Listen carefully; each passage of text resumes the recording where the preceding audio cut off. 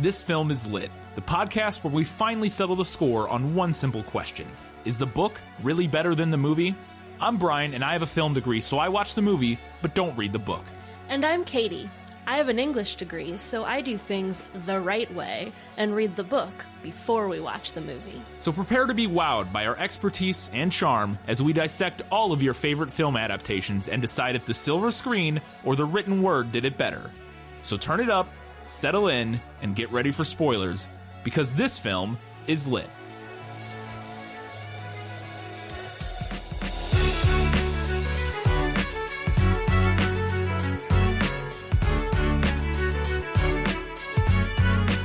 Is everybody at the party?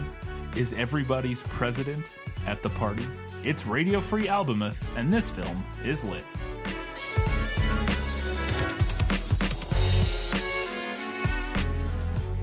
Hello and welcome back to This Film is Lit, the podcast where we talk about movies that are based on books.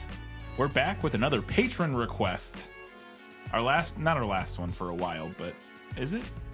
Do we have ones intervening? Because we have some of our own episodes coming up. We don't have any patron requests coming up in June. Yeah. We have summertime is more of like our own stuff. That's what I mean. Yeah, we do like the summer series and all that stuff. There are more coming up, but not immediately. I guess that was my point, that we got a little bit of a break after this one before we get to another patron request, because before too long we'll be getting to our summer series, and we're doing some special stuff for the coming episodes, which we'll be announcing at the end of this episode. So stick around for that. We have all of our segments for this episode about Radio Free Albemuth, our fifth foyer into Philip K. Fourth foyer into Philip K. Dick's. Fourth. Blade Runner. Oh boy. Minority Report. Minority Report. And the Scanner Darkly. Scanner Darkly, and then this one, right? Okay, so yes, our fourth venture into Philip K. Dick's canon. We got all our segments, so let's get into our first one. Let me sum up. Let me explain. No, there is too much. Let me sum up. So I think we can get away with one today. Sweet. It's because close enough. the book and the movie are similar enough. Sweet. Radio Free Albemuth. Albemuth? What did we decide on? Albemuth. I don't know. However you say it's fine. Radio Free Albemuth follows the character of Philip K. Dick. It's like GIF and GIF. However you say it is fine. Follows the character of Philip K. Dick and his friend Nick in an alternate version of America that's even more explicitly fascist. Mm-hmm. Nick begins to receive messages from an entity known as Valis, which ends up being a satellite from another solar system, but also might be God. Who knows? Because of these messages, Nick winds up orchestrating a plan to submit subliminal messages in music via his job as a producer with the goal of ousting the fascist President Fremont. However, that plan fails, ultimately. Nick is killed while Phil ends up in an internment camp. At the end, however, it's revealed that Valis was successful in this plan through a different music company, and the youths of the land are all listening to the subversive subliminal messaging in the song.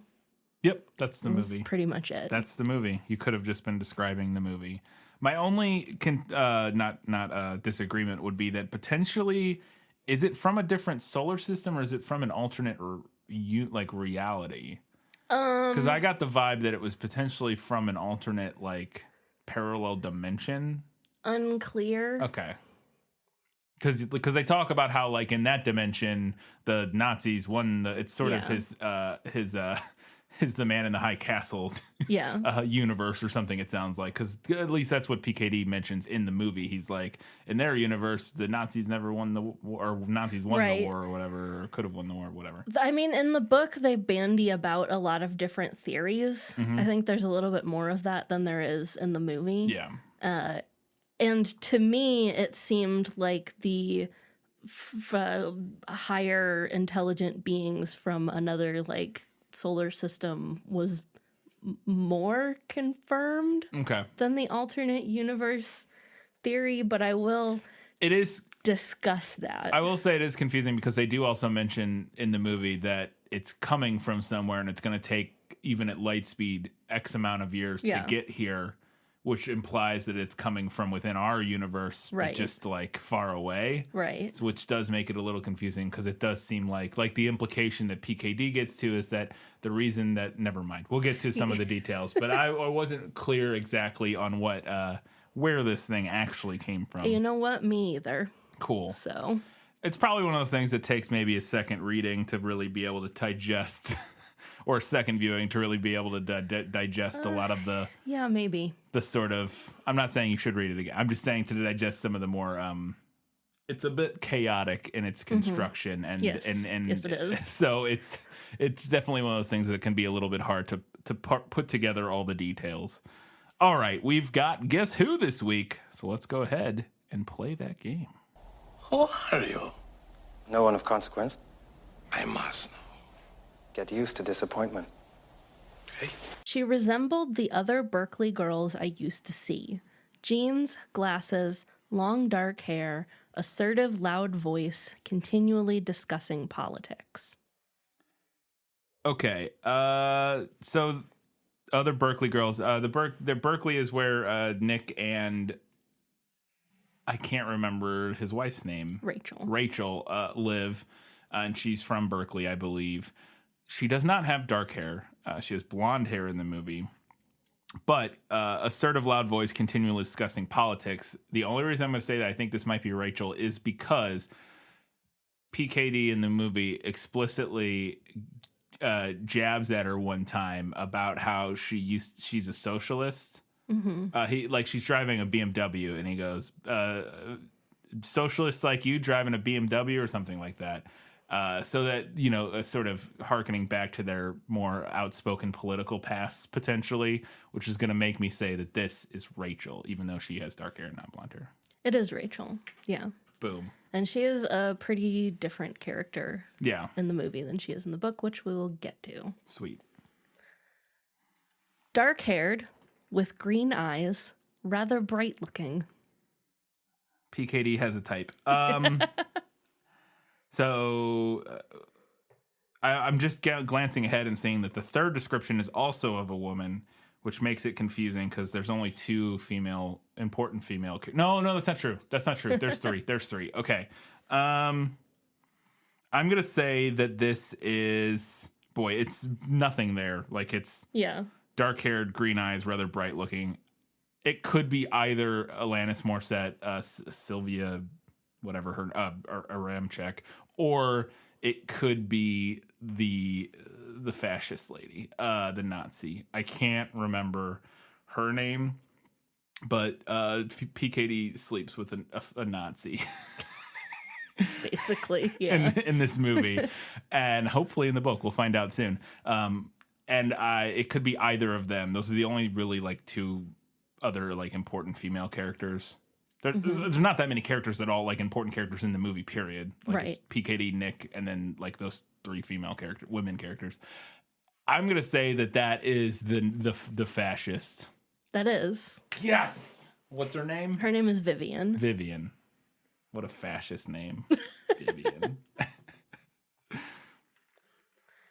She gazed at me through her rather thick glasses. She had a pretty, pert face. She was well-dressed and in good taste, in a very modern way, a Southern California style. She had a little white hat on, down deep in her afro-natural black hair. Okay. So there are no black characters in this movie. Yes. Sorry, not main characters. There's probably a couple, ancillary background characters, but none of the main characters are black. They're all just white people. I would say this is, based on the rest of it, though, that this is... I'm getting a vaguely artsy vibe from it that would translate onto Alanis Morissette pretty well. Also, she's the only other named female character, so I'm gonna say that this is Sylvia Aramchek or whatever her name is. Yeah, it is. Yeah. So they whitewashed her. Yeah, they whitewashed her in the movie. Well done. I guess they probably my bet would be that maybe they just went around trying to get whatever actual music artist they could. Whatever actual female musician they could get to be in there. Yeah, and Alanis Morissette is the only person who said sure. You know what I mean? Like, would be my guess. Yeah. Like, maybe they tried other people and then, I don't know. Or maybe not. Maybe they just whitewashed it. Still not a good look. No, not a great look. He was a callow lout, fat-cheeked and sullen, with beetle brows and pasted down black hair that looked greased into place. He wore a pinstripe suit and loud tie and two-tone shoes. He liked to wear a Stetson hat. This doesn't track with anybody. I'd like to imagine this is PKD describing himself, but I don't think that's the case. Callow out, fat cheeked and sullen, beetle brows, and pasted down black hair. Looks pinstripe suit, two-tone shoes. He liked to wear a Stetson. Nobody wears a Stetson in this movie that I recall. Although PKD does describe other people, but this wouldn't be Nick. At least not from the movie. None of this tracks onto Nick at all. Not saying it couldn't be, but none of it tracks onto Nick. Nick is like a conventionally attractive, some actor, I don't know his name. But he doesn't have dark hair. He's not short. He's not heavy. He doesn't wear a cowboy hat. He does eventually become a record label. It's like the only thing the Stetson hat could track onto is he becomes a record executive. And I can see a record exec wearing a cowboy hat, but I don't think he ever does in the movie. And I don't know who else this would. Wait. Okay. Yeah. No, I know who this is. This is the president. Right? Yeah, it is. It took me a second. He doesn't dress like this in the movie, but I see. Once I put it together and realized, yeah, in the movie he's just like a generic old white guy. It's Herschel from The Walking Dead without a beard and in a just like he a just normal looks suit, like generically presidential. Yeah, but it does. I can see. Yeah, it's a very it's a very aggressive description, a very non-flattering description, and that makes sense for the president because turns out PKD doesn't like fascists. Yeah, so. The President Fremont in the book is maybe a lot more familiar to us here in 2021 than the movie version. Really? Yeah. Yeah. Okay. A little bit. If you get my drift. No, I get your drift. But this movie would have been post, although I guess he doesn't dress quite as like obnoxiously, or he didn't dress that obnoxiously, but the Stetson, and he slightly less fashy tendencies. This movie was post Bush, and so it would think that would be their touchstone for, because that was like the previous, right wing president at the time, so I would think that may have been would have been their touchstone for but I think they decided to go more like Reagan. Kind of the angle they went with it, is what it felt like in the movie. Interesting, which also makes sense because anyways. All right, I've got a bunch of questions because I want to know what all was in the book and what wasn't, so let's go ahead and find out in our next segment. What's in the book? Nicholas Flamel is the only known maker of the Philosopher's Stone. The what? Honestly, don't you two read? So we were just talking about President Fremont. In the film, he shows up very early, and he's preaching the good news about how terrible a ram check is, which I misheard as ram check the first 8 times in the movie, and then later was like, wait, it's a ram check? Yeah. I could have swore they were saying ram check. Anyways, it's not really important. But he's giving a speech and he's talking about a ram check and how they're we're cracking down on them, and we won't let these godless heathens take over good red-blooded America. And they mention at one point after his broadcast that he's on his 4th term and think he may be running for an unprecedented 5th term. And I wanted to know if that little detail about him, the breakdown of democracy to the point of the president running for unprecedented amount of terms because he's a fascist, was part of the book's narrative. He is president in the book. I don't recall any mention of his being on a 4th term, but I may have missed it or just don't remember it. He does get to be president through shady means in the book, so there's that. He is initially able to get into politics by launching a smear campaign calling his opponent gay. Nice. So he got elected the same way to my 7th grade. No, I'm just kidding. But like, it's just like that's like some real middle school 2005 politics right there.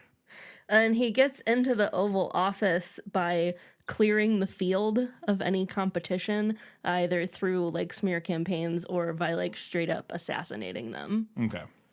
So he got into office by ill-gotten means, and there's no reason to think he wouldn't keep on keeping on in the office. I mean, and they do say in the book that the only way to get him out of the Oval Office is in a casket. So it is implied then that he either has been in the office for numerous terms or is they know, like, everybody's like, yeah, he's not going to leave. Yeah. Okay. We cut eventually. We move forward at some point. This is after quite a few things have happened. In fact, Nick has already been spoken to by Valis at this point, and they're discussing it. He's discussing it with Phil, his buddy Phil, PKD, and they're discussing this over a fun little game of pickup basketball with each other. And I really like the idea of Philip K. Dick playing basketball. And I wanted to know if it was from the book. Like, did PKD write himself playing basketball? Was he a basketball player? I didn't see anything on Wikipedia about him being a hoop star, but I wanted to know if that's from the book. I don't recall that they ever play basketball in the book. That's disappointing. I'm sorry. So I do appreciate whoever wrote the screenplay, though, being like, Philip K. Dick, big hooper, loves shooting free throws. He's got terrible form in the movie, but he does make some shots. So I don't know. It's just I wouldn't have, like, if you're gonna pick a sport for Philip K. Dick to play, I wouldn't be like basketball. Yeah. I don't know. For whatever reason, it's just not. What sport would you pick? None, to be fair, but like not basketball, like fencing. Like he might fence. Like I wouldn't be surprised if you told me Philip K. Dick was a fencer in his younger life. I'd be like, yeah, that probably makes sense. I'm gonna go ping pong. Or ping pong. Yeah, that's a good like stoner sort of like dorm room kind of thing.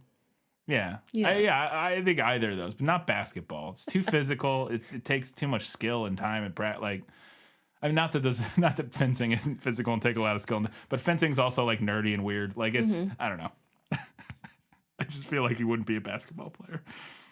So we find out eventually that the universe we're inhabiting in this movie is an alternate reality to our universe, our reality, in the sense that we find out that in their universe, in their reality, Mark David Chapman didn't assassinate John Lennon. There's an offhand comment about him killing Mick Jagger, which again implying that this universe that the whole story takes place in is not.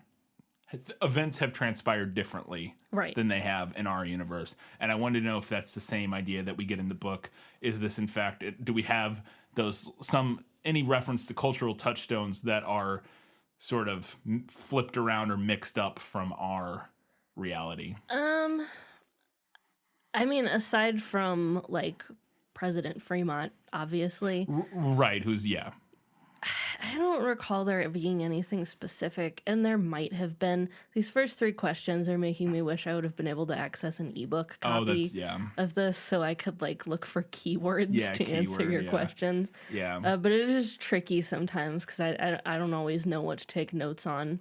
And some of this stuff, like, I mean, there could be something in the book that is just an offhand mention like it was in the movie, and I just didn't think to take a note on it. Yeah. Okay, so Valis has been talking to Nick for a while now, and he's been sort of directing the course of his life. I don't have this question, but is that what happens? Like, it tells him to move to, like, L.A. and all this sort of stuff. It starts sort of, like, directing their lives. Is that something that happens in the book? Yeah, I would say that it's more explicit in the movie than it is in the book. Like in the movie, the Valis like straight up tells him like you need to move to LA. In the book, it's more like he has a dream where he's in this specific neighborhood in LA and he really like latches onto it, and then he goes down there to visit and he like sees it and he's like, aha. Yeah. I'm supposed to live here. Yeah. That's what that dream meant. one of the things that in the movie that it specifically tells him is to stop drinking. And there's a moment where PKD comes over with champagne in the cheapest little, dollar store champagne flutes that you get for New Year's Eve. And he offers them all a drink because they're moving. They're like we just discussed, they're moving to LA. And Nick's like, no, I don't drink anymore because of Valis or whatever. And then they're like, come on. And he has a drink and gets immediately sick. Yeah. Implying that either the Valis knew that he was now like, I don't know, like the implication of that being that somehow Valis telling him not to drink has some sort of effect on him physically in terms of like his ability to drink alcohol, or that he had some sort of something going on that Valis knew about that when he drank made him ill. I don't know. And I want to know if it was from the book because I thought it was weird. It's not in the book. And I like your theory about Valis, like, knowing that there's something going on with him that... Yeah. But I got, like, a weird, like, keeping the body pure reading from it that I didn't particularly care for. No, I agree that there is, like, a weird implication of... Especially because then when we meet Alanis Morissette's character, she's like, oh, I don't drink either because of Valis. Yeah, there is, and I think that does lean into some more like stereotypical, like kind of culty, type of behaviors and that sort of thing, where it's not uncommon for cults to have very strict rules about, what kind of drugs you can do or not do, and alcohol and all that sort of stuff. But I think the movie. And they're not really, they're kind of a cult in the movie. It's not like... it's not uncommon for, like, religions in general. Yes, religions in general. And they are sort of vaguely analogous to a religion. Yeah. They're getting these communications from, some sort of greater power and that sort of thing. But it is a little interesting in a PKD story that felt like, because PKD was not adverse to consuming mind-altering substances of any sort, and I thought it was strange to have that be part of what Valis. I don't know. It could still work regardless, even though it is like it doesn't. Yeah, I don't know. It's definitely not, because then later on, when Nick and Sylvia are at the bar, they both have a drink. Yeah. So. Wait, like they drink. No, they don't. They have club soda. No, in the book. Oh, in the book. Do. Oh, in the book. Yeah. Okay. Yeah, because they have club soda in the movie. Yeah. So it is a direct change and they to make the books. Yeah, and they make like a thing out of it in the movie. Because Nick's like, oh, I'd like to have something strong, but I guess a club soda will do. Club soda's fine. Yeah. We'll get to it. This movie's kind of everywhere. It's like a weird change to me. It is a weird change, and it's. Because you would never notice if they were just like, yeah, I'll have a drink.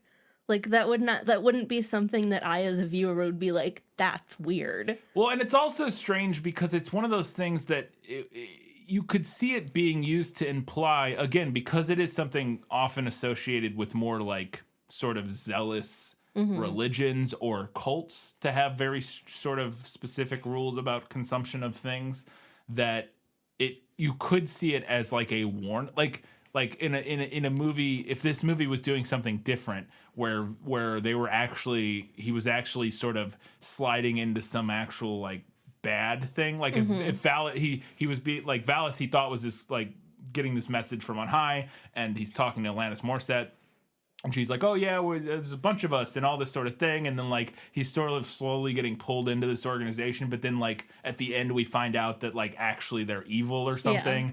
Or, like, actually they're, like, some death cult. This, like, weird sort of... This weird kind of, like, obsession with, like, what he can and can't do with his body. As a warning flag kind of tracks. Right. But since that's not what happens, it's a little strange. Like, it doesn't really... Like, I'm not sure what the I don't really know what I'm supposed to take away from that exactly. Yeah.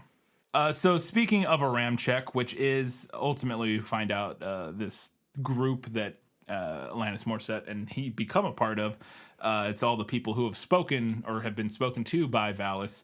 Early on in the movie, though, we're told by President Fremont that they are an evil godless organization that's here to destroy America and our God-fearing ways.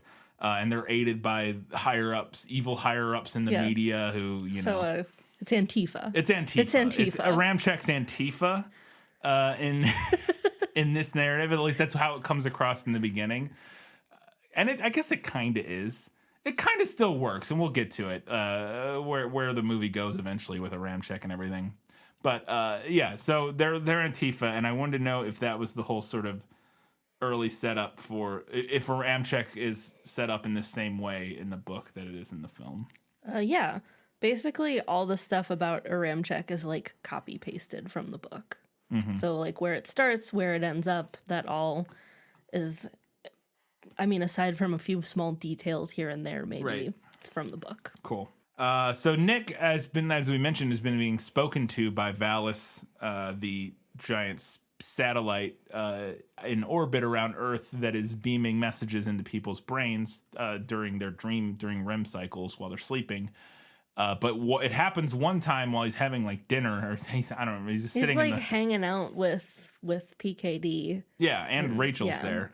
And they're just sitting in the dining room, and a purple space laser flies through the dining room window and hits him in the brain, and it looks real not great. It looks really bad. It's funny because the actual shot in space, like the CG of the satellite and it shooting the laser, doesn't look terrible. Like, it doesn't look great, but it's not god awful. But the laser coming through, once we get down to Earth and then it comes through the window, and I'm sure that's because it's all CG in that moment. Like it's like when they're it's in space, it's all CG, and then here we have it interacting with like physical actual people. But it hits him in the head, and it looks like something out of a 70s, 80s movie. Like it's like a space laser from the 70s. Some of the special effects in this movie looked like they were from like the 80s. Oh, and some of them looked like they're from like the very early 2000s. It's very the special effects in this video are terrible. They're awful. they're like early 2000s music video special effects, or like you said, even 80s, like 90s special effects. Especially like some of the animated sequences. When he like has visions or dreams or whatever. The crab one is wild looking, like the weird crab thing or whatever that is. Yeah. It's like it looks like, it reminded me of like there's a show called Reboot or whatever. There was a CG show in the early 2000s, I think, about a kid who like lived in a computer, and it was like called Reboot or something like that, and it was that exact, or like the similar animation style as Beast Wars, like the Transformers Beast Wars cartoon, like that terrible late 90s CG, late 90s, early aughts, completely computer generated 3D, like garbage. Looks terrible. But to answer your question, Nick does get zapped with a space laser, and it does tell him that his son has a birth defect. Fantastic. Magical. He and they see it. Does PKD see it? Yeah. They both see it. Weird. So then I think that at this point, believe it tells him to visit the space laser tells him he needs to visit President Fremont's home. Like you gotta go visit President Fremont's place of birth, basically, which is a it's a place of like a historical place, and they have like tours and shit, and they show up there, and as we're introduced to it in the film, the tour guide is dressed like a fascist Barbie, and I wanted to know if they visit President Fremont's home and if fascist Barbie is their tour guide. They do see Fremont's childhood home at one point, but just from the outside. They don't take a tour. Okay. So there is no tour guide. To be fair, I don't think they actually take the tour in the movie. We just see the tour guide, and then it cuts to them like breaking in that night. I thought Nick took the tour. It's possible. And then they all broke in later. It's possible. I mean, yeah. Because I got lost when they were like, I was like, why are they breaking in? Why don't they just take the tour? Because he needed to get into the backyard. And maybe Nick took the tour and saw it and then showed. But they wouldn't have shown them that part. The tour wouldn't have shown that part. I mean, not the word on the sidewalk. Yeah, that's what I mean. No, but they might have seen the backyard. I don't know. Who knows? And this is the backyard where he played. And then speaking of the backyard and the name and the concrete, is that where a ram check comes from? I say comes from. It's not ultimately where it comes from. That was a big bait and switch in this movie that I was not expecting, and we'll talk about, I guess. So the movie sets up... Fremont has been talking about a ram check this whole time. They break into his house and they find this name in the concrete, a ram check, and they're like, holy shit, it's some name from his childhood. This is all made up. There is no ram check. It's all a fake organization. And they think it's all made up and a delusion. Literally, they're created to sort of instill fear and placate the masses, or not placate, but to bring everybody in line in struggle against this imagined, enemy, a ram check. That's their hypothesis at this point in the film. And I want to know if that's what happens in the book. So, yes. Because I was into this at this point. Yes. Except that it's on the sidewalk in front of the house, not in the backyard. Boy, anybody could see it there. And it is revealed in the book because at one point Nick mentions it to Sylvia, who grew up in the same neighborhood, and she's like, oh yeah, my brother did that. He wrote it in the sidewalk. I don't remember if the movie ever explains I don't think the movie ever explains that, happened. no. I mean, we do find out that she lived, was their neighbor and stuff, and that her mom was involved. It's very convoluted. It's never explained how their last name would end up actually being the name of the organization. Yeah. But I don't know. Well, yeah, you're right, because was she the first one that it I don't know. spoke to? Oh boy, I don't remember, because she's a communist? No, she's not a communist. I can't. Boy, the plot of this one towards the end gets real confusing. Yes, it does. He eventually, I don't even know if we should get into it yet, but... Probably not. Okay, I feel like people will be confused either way when we get into it, so... Moving on. I don't know that I could possibly summarize or outline this in a way that would make sense to anyone who hasn't either read the book or watched the movie. Yeah, I don't know if that's possible. I'm having a hard time, having watched the movie last night, to put it into to get through the plot in a way from point A to point Z. Yeah. In a way that makes sense without jumping to point W. I feel like I need to move way ahead to explain it. It's very tough. It was an interesting story, and I didn't hate it, but man, it's a bit of a mess, and we'll talk more about that later. There's a great line that I wanted to know if it was in the book. Philip K. Dick is in a phone booth talking to Nick, and he's like, I'm working on a new book. It's called, and it's a real book, and I can't remember what it's called. Tears... Flow My Tears, the Policeman Said. There you go. Flow My Tears, the Policeman Said. That's his next book that he's working on. And Nick asks him over the phone, oh, it sounds political. And PKD responds, no, well, sort of. It's like all my stuff, which made me laugh a lot. Because that's the perfect way to sum up Philip K. Dick's stuff. It's like no, it's not political. Well, sort of. Yeah. I mean, I guess it's like everything I write. It was very self-aware and made me laugh. And I wanted to know if PKD was that self-aware, or if this was a writer making sort of a joke at PKD, or what. I don't recall this exact line being in the book. I would say that the book is sometimes self-aware in this manner, but not always. This is kind of a weird case. PKD wrote himself into this book. Mm-hmm. And then at the end, the government wants to use his name to, push propaganda pieces. Mm-hmm. And now I'm not saying that PKD wasn't an important enough writer for that to theoretically happen. But I don't know, the fact that he's the one writing it makes it feel like a weird convergence of ego and paranoia. I feel like a weird convergence of ego and paranoia could be the subtitle for the final 6 years of PKD's life. That's from what fair. I've read. From what I know of the end of PKD's life, I believe that could just describe him. A weird convergence of ego and paranoia. Seems accurate. So, well done. So we jump forward a little bit. the story does ultimately take place over the course of years. Yeah. By the end of the film, it's been, I don't know how long, but at least 5 years or so, because she gets pregnant. Rachel gets pregnant in the beginning of the film, and then by the end of the film, the child is four or five, maybe. So it takes place over quite a while. At this point, Fremont's still in office, and they're now, and we kind of see it's not the most visually well depicted descent into fascism, but we do see some touchstones of the country's sort of slow burn fall into a fascistic state, where we go from, at the beginning, it seems generally pretty normal overall, relatively speaking, to by the end we have like literal like Nazi, like stormtroopers like marching around and stuff in like internment camps and all this sort of thing.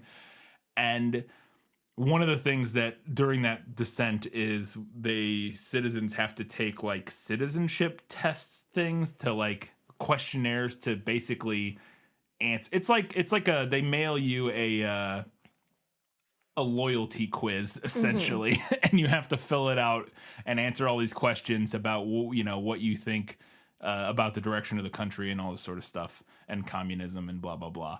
And I wanted to know if that was a little detail from the book, because I thought that was interesting. Yes, that is in the book. The question that they answer in the movie isn't the same one that's in the book, but it is the same idea. Yeah. Like a question that's impossible to answer without like implicating yourself somehow. That was the other angle of it that was really interesting, and I don't remember the exact question, but it is one of those questions. It's the when did you stop hitting your wife kind of question, where no matter how you answer, you're implicating yourself as being sympathetic to a ram check or whatever. Yeah. Yeah, I thought it was cool. Also, I liked the fact that it was sort of seemingly just something they're complaining about it, but they still do it, and it's just like part of their. It just seems sort of blasé. Like it's not this big outrage about it with them, even though they don't like it and they're like, this is bullshit and stuff, but they still do it and send it off because they have to. Yeah, it's just like part of their life, and this sort of the mundanity of the descent into fascism. Like it's gonna be late. If it's late, they're gonna come, oh my God, and we're gonna get fined or whatever. Yeah. Surprise, Alanis Morissette shows up in one of Nick's late night Valis streams, and she's sitting on a stool singing a song, and I was taken aback because, I knew Alanis Morissette was in the movie. Didn't know she was gonna sing. Didn't know that was gonna be part of her character. And it's an important part of her character. And she's singing, and I want to know if that's what happens in the book. Yes, her character is in the book. Nick does initially see/hear her singing in a Valis dream. And he's like, well, at that point, he doesn't know what to think of her, right? Because he hasn't... Because eventually she shows up later. Right. And then and he's like, oh, that's the girl that was... I need her to sing. She's got to sing. But at this point, he doesn't really know what to make of it. So we're introduced now to the Friends of the American People. They come to interrogate Philip K. Dick, I believe, right? Yes. They come to interrogate Philip K. Dick about his non-American activities because they're the Friends of American People. Also known as Philip K. Dick in the movie says, he calls them FAP. And they're like, please, we prefer Friends of the American People. And I laughed. And I also wanted to know if it was from the book. And I was like, I don't know when this word became a thing. Yeah. Because this was written in like the 60s. And I don't know if FAP was a thing. Like the 70s, I think. Yeah, the 70s, early 70s. So is FAP from the... Like, obviously the Friends of the American People probably are, but do they say FAP? Is there references to FAP? Like, yes, and does PKD, like, say it and like, derogatorily at them? Or something? They call them, they call the organization FAP. They refer to them as FAPers. Yeah. That's and I was like, I tried to, you know how hard it is to Google the etymology of the word FAP? Oh, I know. It's not easy. I tried. Yeah. And for anyone who doesn't, I don't know if I want to describe what it means.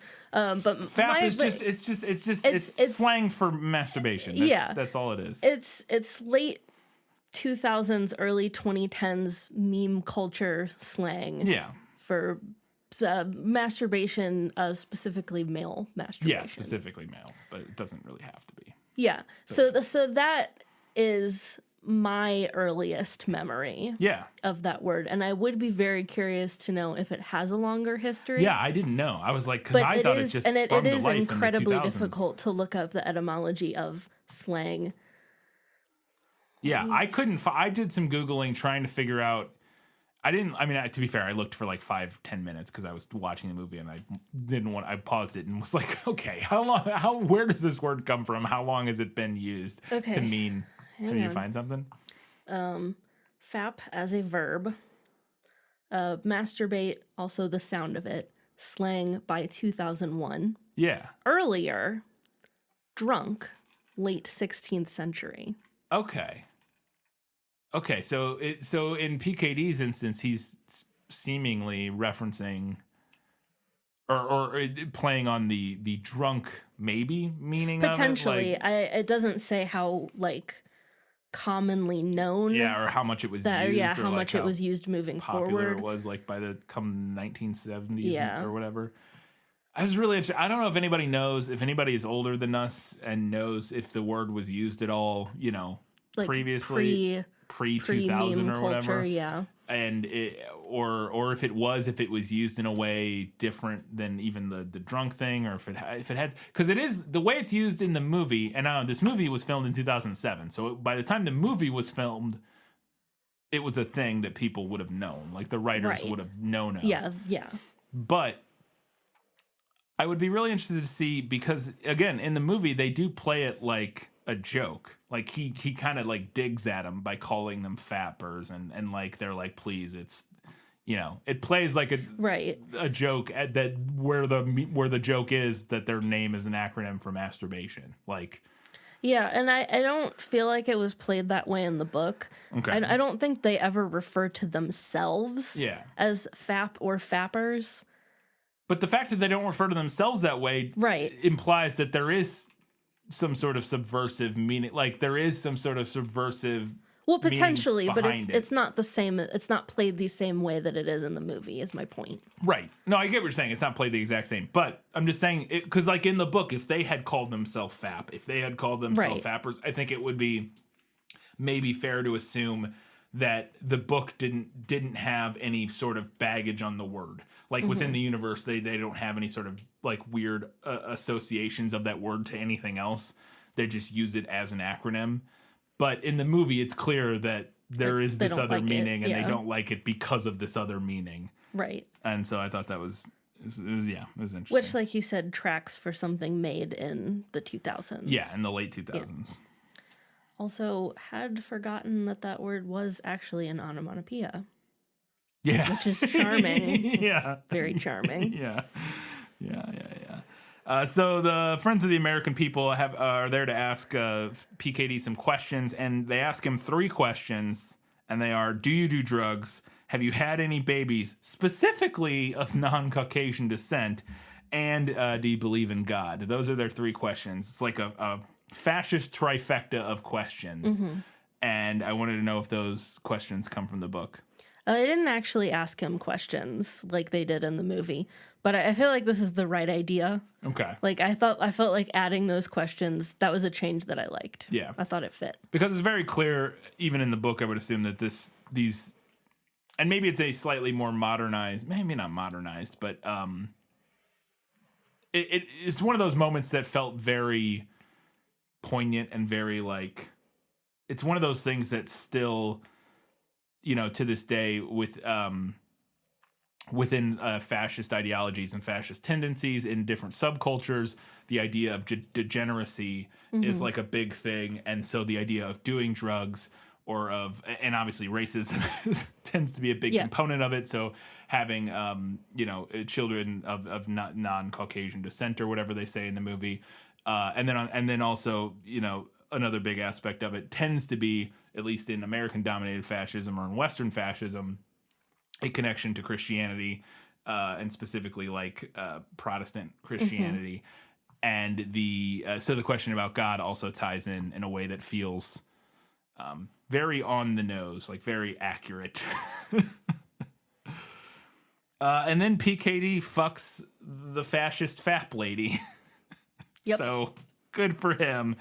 And I wanted to know that, I want to know, one, if he fucks her, but two, if she says these lines, because they made me crack up in the movie. They're delivered so, I don't know if they're delivered poorly or if they're just bad lines, but she shows it back up to his place and she brings weed with her and she's like, you want to smoke some grass? And he's like, what? No, I don't, get that out of my house. Cause he's like thinking he's being set up or whatever. And she's like, calm down.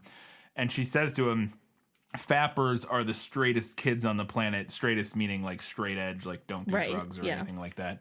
And then she goes on to say, grass makes me super horny. Those exact words. Grass makes me super horny.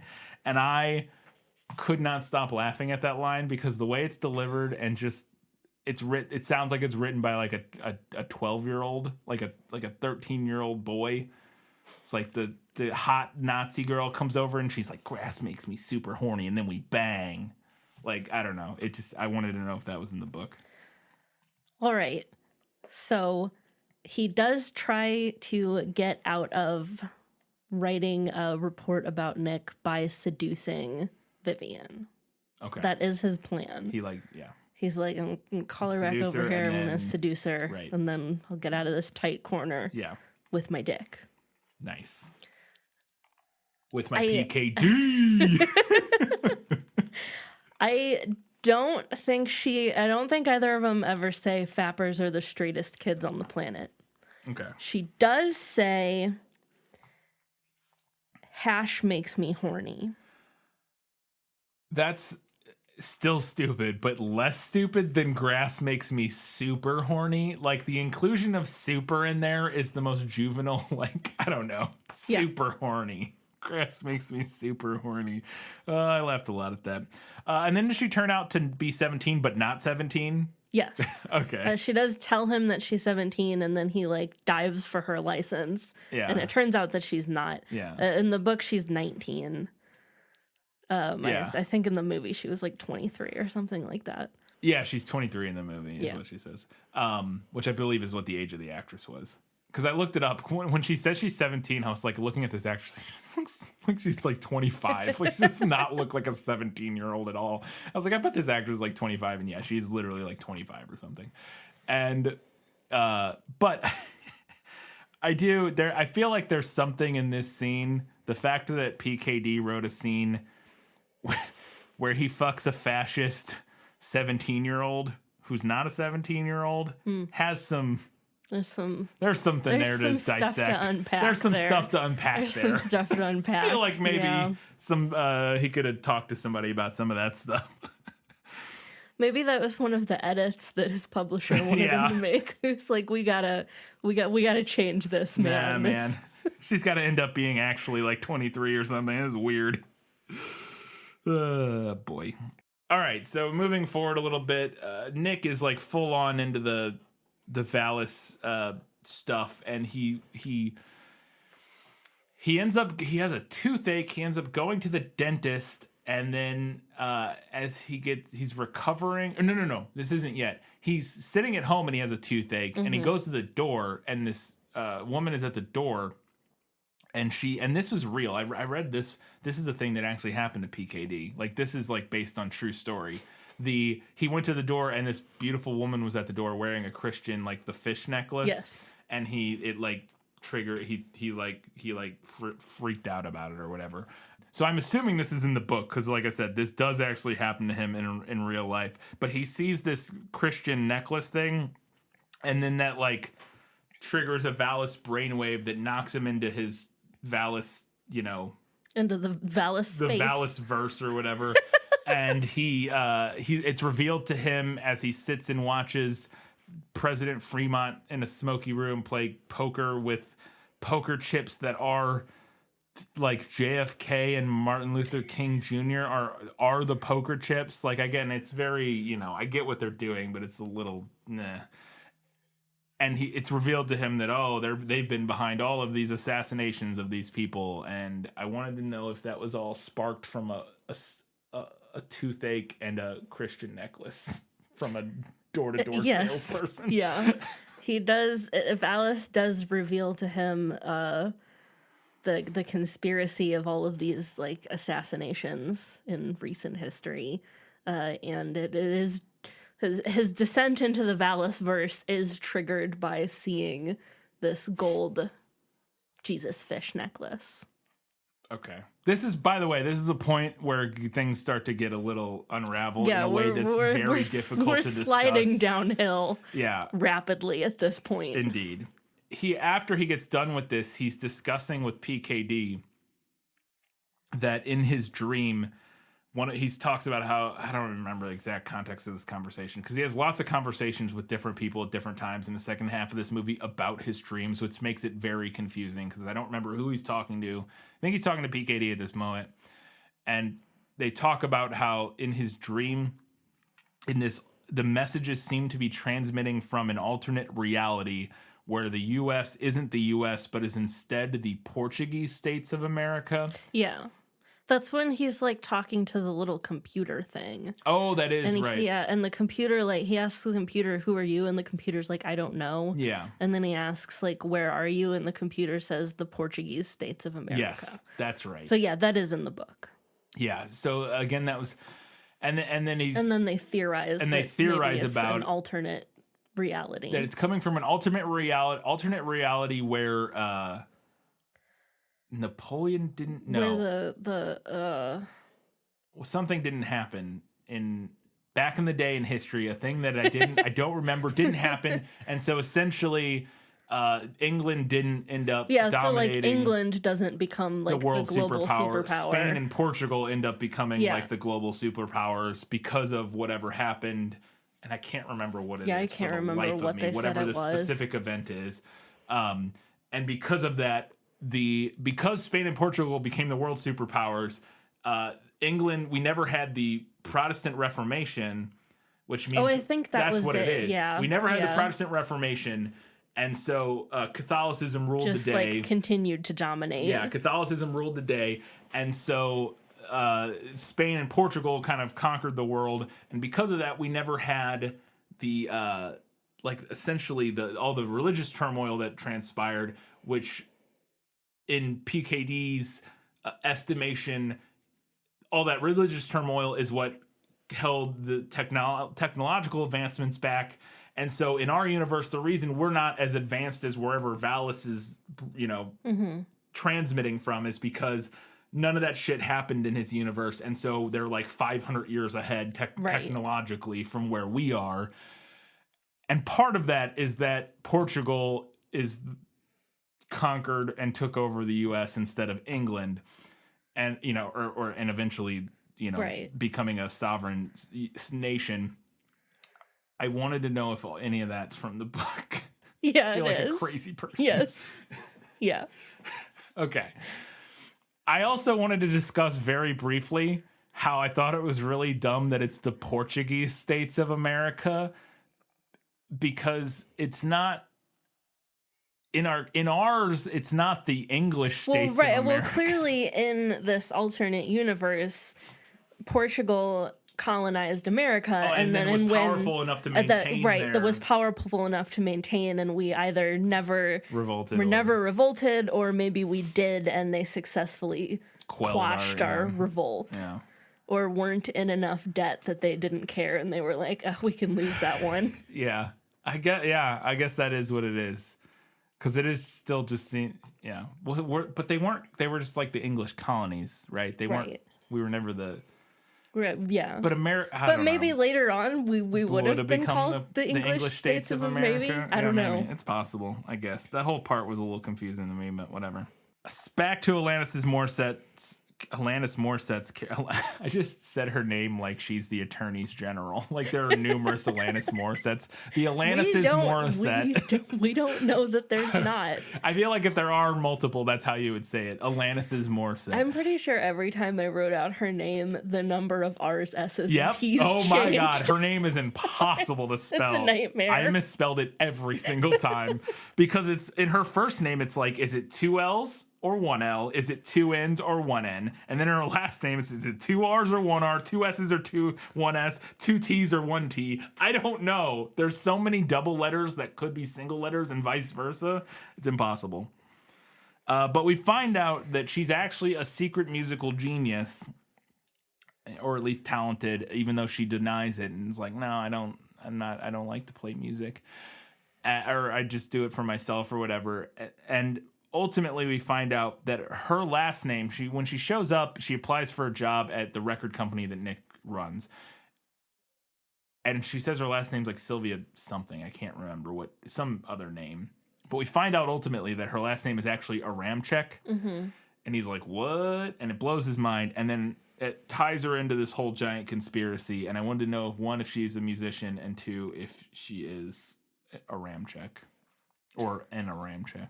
Yes. She it kind of plays out the same way with her like musical abilities. He's like, oh, but you're a talented musician. And she's like, not really. But we do find out that she like writes lyrics. Okay. Her name in the movie, she introduces herself as Sylvia Sadasa, and then we find out that her last name is Aramchek. Yeah. In the book, her name is Sadasa Sylvia, is how she introduces herself. And then we find out that her last name is actually Aramchek. Yeah. So the movie flipped the two names. Okay. Ostensibly because Sadasa does not sound white. Yeah. And they cast Alanis Morissette, who's maybe the whitest lady. I don't know if she's the whitest lady, but No. she is a white lady. She's a white lady. She's Canadian, which means you're one of the right. I'm pretty sure she's Canadian. She's Canadian. You're some of the whitest people if you're Canadian. That's white Canadian. That is, obviously there's a huge number of Indigenous Canadian people and stuff. That's not what I was talking about. But okay, this scene, I don't even remember the context of this. His kid wakes him up in the middle of the night and he's hungry or whatever, thirsty. Nick, by the way. Nick has had a child at this point. We didn't really get into all the details. Hopefully you've watched the movie. If you haven't watched the movie, you shouldn't be listening to this because this is gonna be a nightmare meaningless for you. Even with the let me sum up. I really hope that our patron who requested this replies to our polls, because I feel like that might be the only person who can follow this conversation. Right? I'm gonna need, we're definitely gonna Jeff, we're gonna need you to weigh in, bud. I'm gonna need you to weigh in, because if you haven't seen this movie, I don't think this episode's gonna mean much, or read the book. I don't know. You're gonna have to have done one or the other. One or the other, folks. Otherwise, this conversation is like unparsable. Like, I don't know how you would follow it. But Nick, now randomly in the middle of the night, and again, I think it's because there's some vaguely just generic spiritual. We ultimately find out that they think that Valis is the same thing that's been communicating with like every prophet through history, like Jesus and Moses and Abraham, or not Abraham, like Jesus and Moses and Muhammad and all the, every religion's important sort of, prophets and that sort of thing have been communicated with via this Valis thing. Mm-hmm. And so we get, it ultimately sort of ends up in this like mishmash of like 70s spiritualism, where like they're all the same, that the idea that like all of these religions are ultimately sort of trying to communicate the same thing, kind of, but they're all kind of bullshit, and maybe God's not real, but maybe it is. And like, it's very 70s, like I smoked a lot of pot and thought about God for a while. Like, it's way too dismissive. I'm just, it's incredibly dismissive. But like, that's kind of the vibe we're getting here. And one of the things that Nick does after he's sort of seen this Jesus necklace and has sort of had this sort of spiritual awakening is one night his kid wakes him up to get a drink of water, and he goes into the kitchen with his son. And then it's just like 4 a.m, he feeds his son a piece of bread and then dips his finger in water and like christens his son, because he renames him. He's like, your name's Paul now. And he's like, what? And he's like, you Paul, shut up. And I'm like, what is happening? It's very strange. Never ever comes back. Again, it is what it is, but I wanted to know if it was from the book. I felt like it had to be because it's such a strange little scene that never really means anything other than just to show us Nick's sort of descent into this, again, spiritual like cacophony of weird beliefs. Of like images and this kind of imagery. mishmash. Yeah, that is in the book. He does get to this place where he believes that basically like he and I can't remember if he knows about the other people at this point or not, but like that he and the other people are basically like analogs to like the Jewish people in the Bible, and like anyone who's been like receiving the word of like quote the one true God throughout human history. And he does baptize his child in the middle of the night with bread and water. So weird. And I think the implication that we're supposed to get is that like he's like compelled by Valis or possibly by Firebright, which we haven't gotten to yet. To do this. And I think I might be remembering my early Christian history incorrectly, but I think early Christians did often have like secret names. Like they had like secret Christian names. Yeah, that wouldn't surprise me. I don't know, but that would. So that might be a reference to that. Yeah, where he's like, that sounds Paul right, now. but I don't know. This movie does have really weird, and especially the low. I didn't even think about this. The low budget nature of it, and the weird Christianity sort of like weaving into this overall. I mean, don't get me wrong. This movie would be incredibly sacrilegious to anybody who was like a religious, like they would not agree with like most, if anything, this movie had to say. But this movie does give very strong like apocalyptic Christian like book / movie vibes, you know what I mean? Like it very much feels like a terrible low budget pure flicks. We're gonna it's the apocalypse and Christians are hiding out, and like it has a lot of the hallmarks of that sort of again apocalypse. What is the word? I'm not apocalyptic. Are you looking for rapture? Yes, chance? rapture. Yes, that's Jesus. That's the word I was looking for. Literally Jesus. Like rapture fiction. It feels like post-rapture fiction or something, and like that all of those again, like the Left Behind series. It gives me strong Left Behind vibes. There is strong like vibes of like the true Christians are forced into hiding by the dominant culture. Yeah. Kind of. And this rise of an antichrist type of like political figure he's again in this instance he is the antichrist kind of because ultimately like he presents as, which I guess the antichrist, I don't know. That's where it gets really confusing when we get to that sort of twist at the end, which we'll talk about here shortly or at some point. Actually, right now. This is the next, literally right now. So they have this conversation this whole time. Fremont has been this sort of right-wing fascist president, but they realize after some research and some purple brainwave lasers, that Nick realizes that no, actually, Fremont isn't a fascist. Well, he is, but he's a communist. He was inducted as a child, a Ramchek, Sylvia's mom. And again, I'm so sorry if you did not. None of this means anything. If it's any consolation, a lot of it also means nothing to us. It's so hard to I'm having such a hard time just discussing it. But Sylvia's mom, Alanis Morissette's mom or grandma, I think mom. As a child, they were neighbors, and she signed Fremont up for a communist like boys club or something like that. Yeah. And so it turned, but ultimately, and that she's a communist spy, but she's not, is she? I don't know, because the book never goes back to her. Well, because ultimately we find out that, like, because he confronts Alanis Morissette. Nick confronts Alanis Morissette. No, PKD confronts Alanis Morissette or whoever at one point, and it's like, you're a communist. Your mom was a communist. You guys are actually communists. But they're not. They're actually... They're a ramshack, which isn't communist, but is. But is Fremont a communist? Anyways, the point being, Fremont... they have this conversation. I want to know if this is in the book, because it made me disappointed in PKD if this was. Is that Nick says, wait, Fremont isn't a communist. He's a fascist.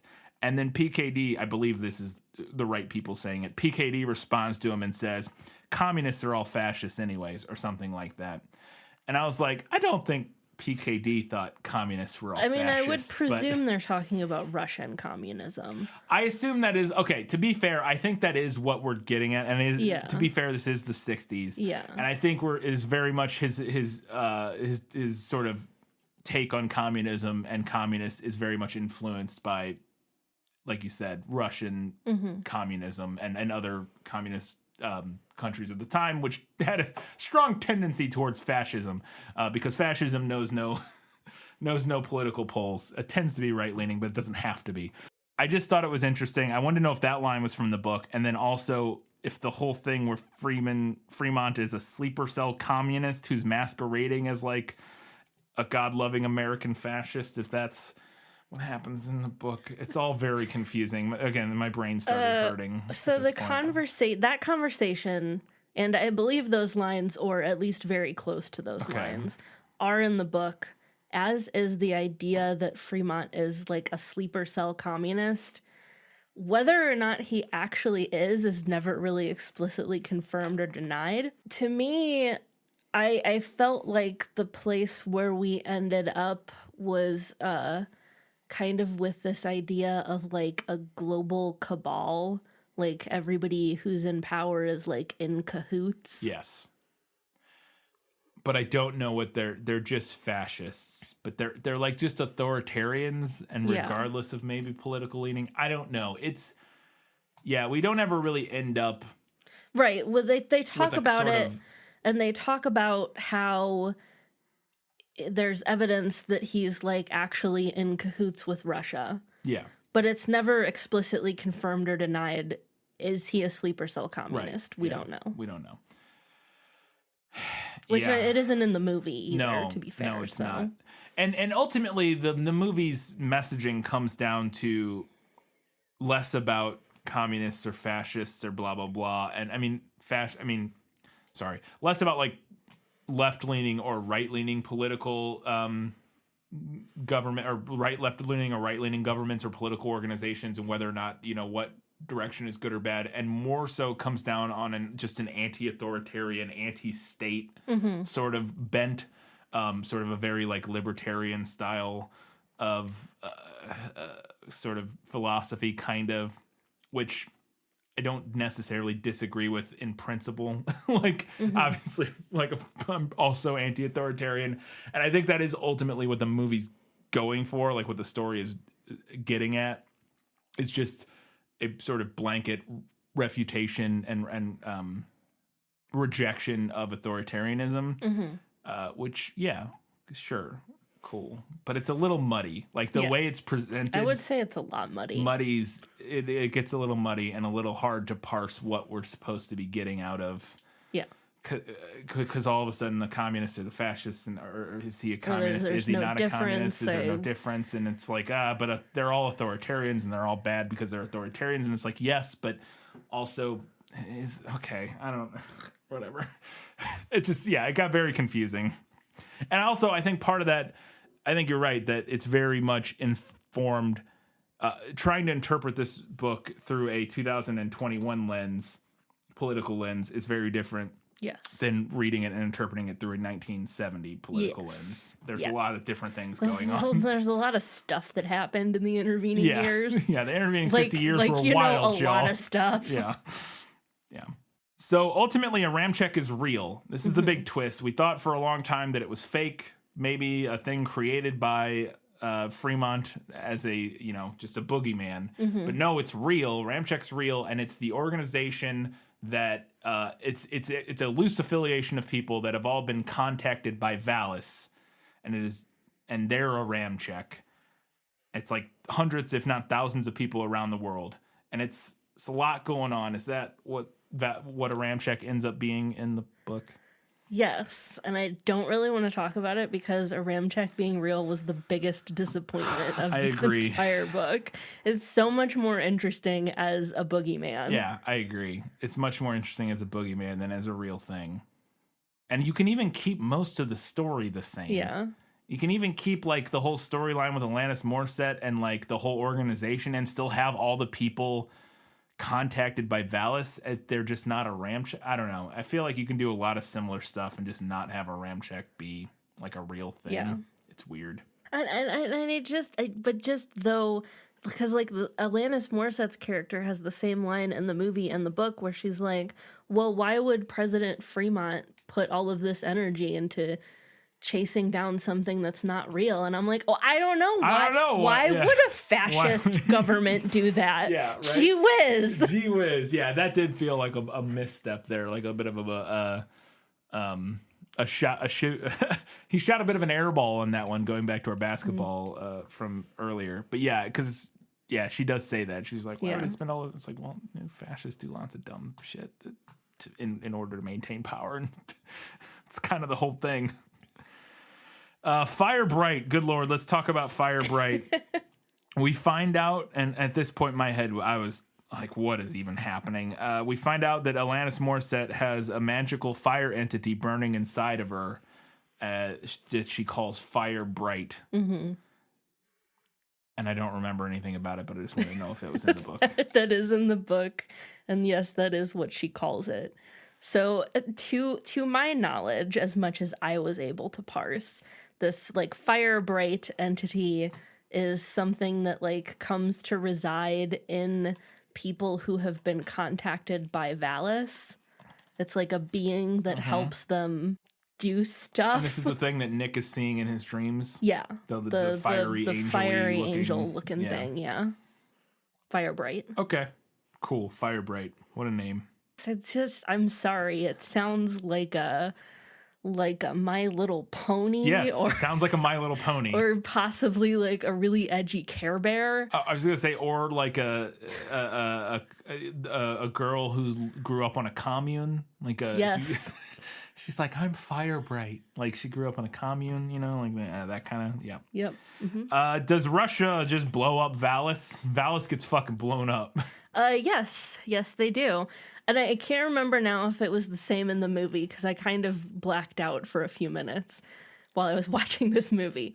In the book, the satellite that they sent up to investigate accidentally blows up and destroys Valis along with it. They say that in the movie. Okay, they say it was up there to like take pictures, right? But that it accidentally. Oh no! But it's implied that yes, they just blew it up. Yeah. Okay. So, is this the big ultimate plan? The big plan that they have from Valis is they're going to encode subliminal messages onto a hit song. They're going to record a hit song with these subliminal messages to spark a revolution, to make people see that they're being controlled by an authoritarian, fascist, communist cabal or whatever. That is exactly the plan. Sweet. Look, it's really dumb. I will say this. Presenting a story where art is like the subversive vehicle that drives change and progress, it's not like I don't want to say it's not the worst because it's kind of the worst, but I get what he's doing. As a metaphor just a broad metaphor for art being, it's not even a metaphor because it just is the thing. Right. But like, In the story, it's the thing that makes the next generation or the people listening to the music, sort of break out and break free of their authoritarian shackles is the subliminal messaging. Mm-hmm. PKD's using that, I think, as an analog for just art in general. Right. Yes. freeing people's minds and being this subversive, progressive force in the world. Not obviously the subliminal part, but just art like itself. art itself. And I agree with that. I think that's like an okay. Yeah. Like, you know. The specific idea that the subliminal message in this one specific song is going to unseat the sitting president is a little silly. It's a little silly. It's a little silly. It is a little silly. I don't. It's that one. That's a big one to swallow. I gotta say. So PKD and Nick are captured by the the fappers, the fascist fappers. Which is funny because fascists tend to be no fap kind of folk, but it works in like an ironic sort of way. Yeah, it does. Which again, PKD from what we can tell didn't mean it that way because fap wasn't a happy accident. Yeah, what a happy little accident. But they capture them and they're basically threatening. They're like you're publishing subversive material, all this sort of stuff to PKD because his science fiction books, are full of subversive messaging and that sort of thing. And they're like, what we're gonna do, we're gonna release books under your name, but they're gonna like be state propaganda essentially, and they're gonna use his name to propagate state propaganda, which I thought was an interesting little twist, like taking PKD and his name and then using him to, as opposed to like again the sort of progressive author that he was at the time, spinning that on its head and using him as a messenger for fascist state propaganda was a fun little like idea. Mm-hmm. Was that from the book? It seems like it. Well, I know it was. We talked about it. Yeah, it is. Yeah. And the book that Vivian tells him about is called The Mind Screwers, and it is about alien worms that invade people's brains.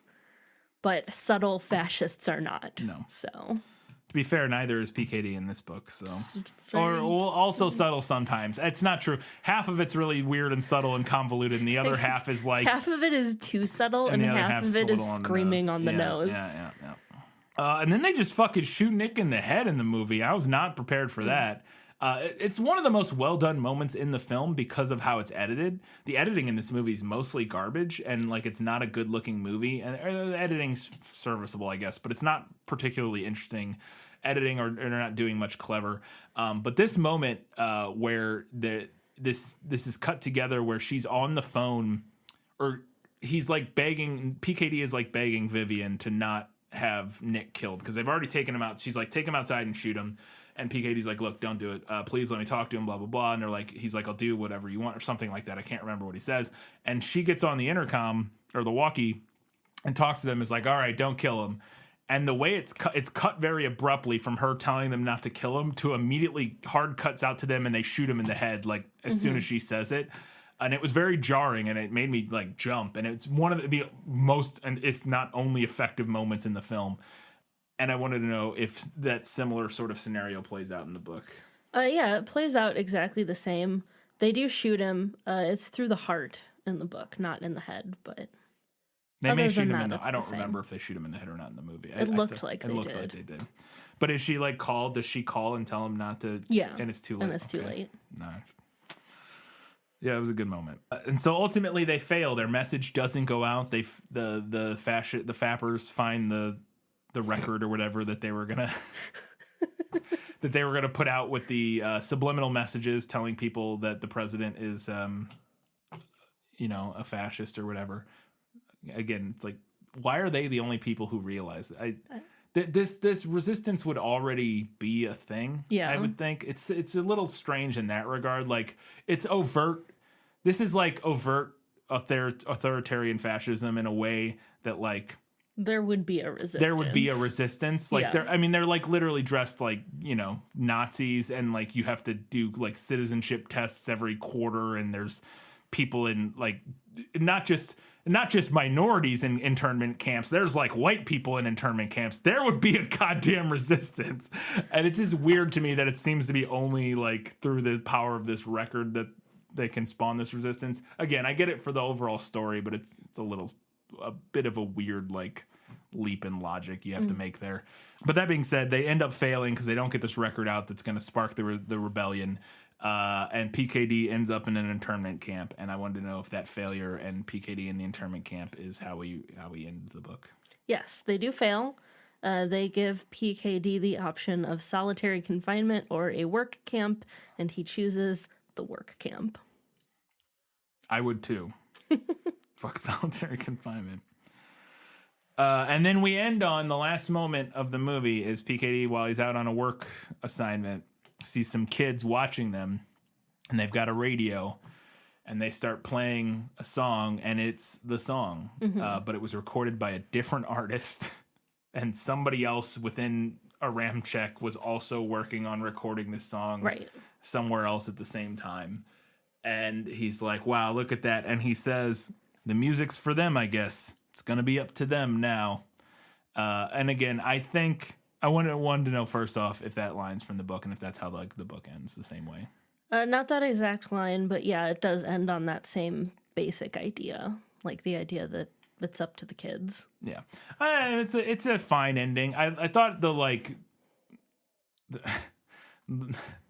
way it gets there is a little weird in terms of like, oh, turns out like he just sort of surmises while he's sitting there watching them listening or seeing them listening to this song. He goes, somebody else in a RAM check must have recorded this song and published it. Like it's kind of a weird, again, expository way to wrap it up. But I don't hate the ultimate messaging of it, of the kids, the next generation through art being the people that can put an end to, this fascism. Or like, it's fine. It's not super unique or interesting, but I don't disagree with it. So I was like, all right, I see what you're saying. I see what you're doing. It's fine. It's fine. Cool. All right. That was it for Was That in the Book. I've got one question in Lost in Adaptation. Just show me the way to get out of here, and I'll be on my way. Where is it lost? Yes, and I want to get unlost as soon as possible. So after the Russians blow up Valis, Alanis Morissette is talking to Nick, and she says to him, oh, Albemuth, which, by the way, I don't know if we ever mentioned, Albemuth is like the planet or the star that Valis came from or whatever. Right. She says Albemuth already sent another satellite, and he's like, oh, great. And she goes, but it'll take hundreds of years to get here. And I'm like, how did she know that? Because this Valis got blown up. So how would she know that? So that is not explicitly explained. But I think the idea is that she's been communicating with Valis much longer than Nick has, and thus knows more about the entire situation. I think that's true. I still don't know if it makes it. Like, I guess, that because the way she says it makes it sound like she got another message that's like, don't worry, we're sending another satellite. But it's like, well, how would you have gotten that message if the satellite's not here to send you that I don't know, whatever. I mean, they never say exactly how she knows that stuff, but she does, in the book, seem to be much more of an authority on Valis than Nick is, so... Okay. All right, that's all I got. It's time. Let's find out what was better in the book. You like to read? Oh, yes. I love to read. What do you like to read? Everything. The first thing that I didn't really care for in the movie was that it was missing basically all of the backstory about, like, Nick and Rachel being at Berkeley and how... Nick was like very much very liberal, like lefty at the time, and we just kind of missed a lot of that. Yeah. I'm also not sure about moving the story out of the 60s and into the 80s.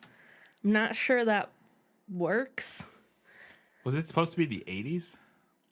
They say like 1980 something at some point. Oh, it's because like I feel like a lot of the stuff looks too modern for. I thought it was contemporary.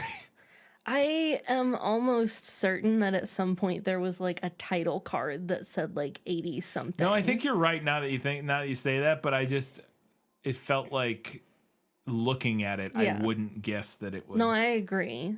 Supposed to be the 80s. But I guess maybe it could have been. I don't know. But I'm not saying that there wasn't a counterculture in the 80s, but I feel like the specific counterculture and general mood of the 60s works a lot better with this story. I agree. The movie also speeds up Nick's like growing obsession with Valis and how that like takes over his life, which I'm not sure really works. It happens either. Very quickly. Yeah, we go from the first communication to like him like we're moving to LA. It's like right. You know. And I wasn't sure like for somebody who hadn't read the book if that was even followable. I mean, it was followable in the sense I was like, okay, he's just bought in, like for whatever reason, he just bought in and he's doing whatever this thing's telling him. I was like, whatever. Like, it doesn't make a lot of sense, but not a lot in this movie. Like, tracks and works really well. So right. I honestly just didn't super care for how the movie portrayed Valis / Nick's dreams in general. I don't really know what I wanted, but it wasn't what the movie did. It was kind of boring. The movie it's just bad CG. Like, it's just... And, like, the book's portrayal is hard to follow at times, but still, like, kind of trippy and cool, and the movie was just like, okay. Yeah, well, and I think you could have done, because, I mean, if you compare it to something like, which came out around the same time, A Scanner Darkly. Mm-hmm. Scanner Darkly is visually super interesting. Yeah. And does a lot of really cool stuff with some of the trippier elements of that. Yeah. And this one tries on just a nothing budget with very, like, mediocre art direction. Like, it's not ideal. There's one moment that's kind of cool. I thought the one dream where it's like the Roman gladiator arena, it was the only one that looked... I thought that was really silly looking. To me, it was the only one that had the slightest inkling of, like, artistic merit to it. It did have a direction. Like, it had a direction. Like, that at least looked like it was going for a thing. Yeah. All of the rest of it was just either bad green screens with, like, shitty CG or that weird, like we said, like, reboot style, like, 90s 3D modeling. That one at least was like an animation style that it wasn't particularly good, but at least felt like they were trying for something. Yeah. The movie gave the Fappers these very like Nazi Gestapo kind of uniforms, which like is not wrong, but it's also so on the nose that I wasn't sure I could get on board with it. It was too on the nose. Yeah, it's you can too do on the that. nose. You can do that and do it in a way that works. It has to be... I thought the First Ladies wasn't the worst. Like, the tour guide, it's still very, like, again, Gestapo, Nazi, but it's not quite as over the top as when the fat people show up and they have literally just, like, Nazi uniforms that they took the fucking bolts off of or whatever, like the emblems and shit off of. And you can still do that, because, like, you know, whatchamacallit does it, but I guess moving it into the Starship Troopers, they're essentially wearing Nazi uniforms for a lot of it. But again, moving it into the future and having it be a whole different... Right. Everything's different. Like, you know, they have all of the costumes are stylized. And it's satire. Yeah, well, yes. It's all satire, but, like, all of the costumes are stylized, and so it feels more natural for that to fall into place, or to sort of fit in there. Whereas here, everybody else is wearing like t-shirts, and again, it also it's a universe. We're so in Starship Troopers, we're so far removed from Nazism, right? That like the cultural touchstone maybe isn't there in the same way. Whereas in this movie, it's the 80s. It's been 40 years. Everybody knows what Nazi uniforms look like. Like, wait a second, they why should are you all absolutely dressed be like like, Nazis? why are you? Yeah. And again, I think you can even do that in a way that works. Like the